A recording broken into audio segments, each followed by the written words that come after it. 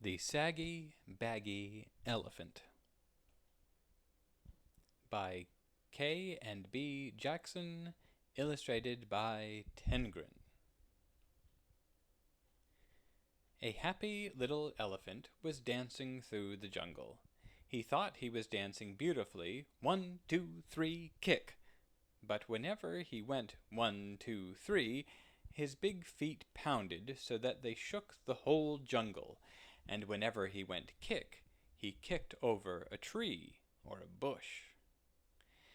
The little elephant danced along, leaving wreckage behind him, until one day he met a parrot. "Arr! Why are you shaking the jungle all to pieces?" cried the parrot, who had never before seen an elephant. "What kind of animal are you, anyway?" Arr! The little elephant said, "I don't know what kind of animal I am. I live all alone in the jungle. I dance and I kick and I call myself Suki. It's a good sounding name and it fits me, don't you think?" Arr! "Maybe," answered the parrot. "but if it does, it's the only thing that does fit you. Your ears are too big for you, and your nose is way too big for you, and your skin is much, much, much too big for you. It's baggy and saggy. You should call yourself Saggy Baggy." Arr! Suki sighed. His pants did look pretty wrinkled. "I'd be glad to improve myself," he said, "but I don't know how to go about it. What shall I do?" "I can't tell you. I never saw anything like you in all my life," replied the parrot. The little elephant tried to smooth his skin. He rubbed it with his trunk. That did no good. He pulled up his pant legs, but they fell right back into dozens of wrinkles. It was very disappointing, and the parrot's saucy laugh didn't help a bit. Just then a tiger came walking along. He was a beautiful, sleek tiger. His skin fit him like a glove. Suki rushed up to him and said, "Tiger, please tell me why your skin fits so well.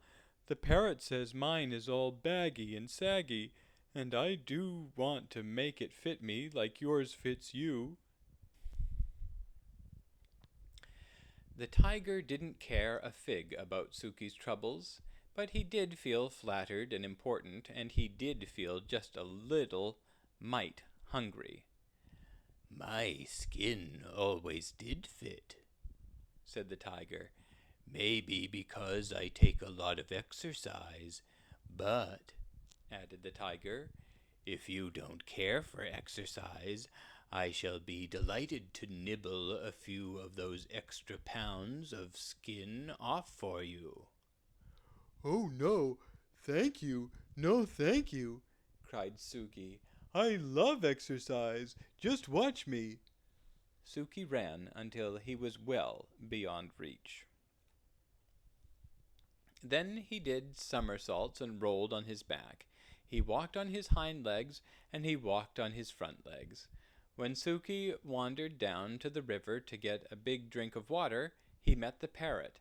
The parrot laughed harder than ever. "I tried exercising," sighed the little elephant.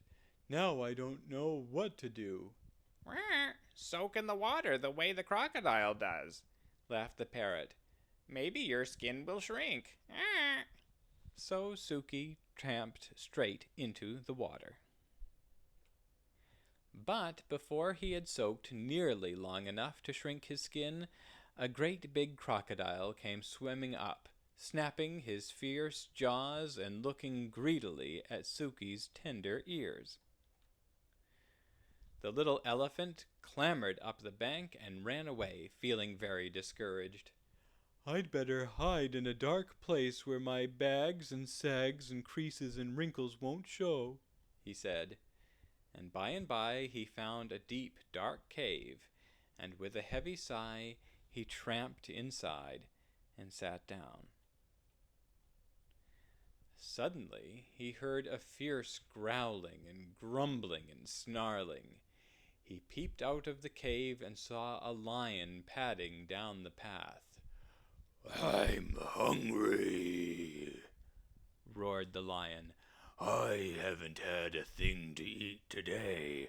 Not a thing except a thin, bony antelope and a puny monkey and a buffalo, but such a tough one, and 2 turtles, but you can't count turtles. There's nothing much to eat between those saucers they wear for clothes. I'm hungry. I could eat an elephant." And he began to pad straight toward the dark cave where the little elephant was hidden. "This is the end of me, sags, bags, wrinkles, and all," thought Suki, and he let out one last trumpeting bellow.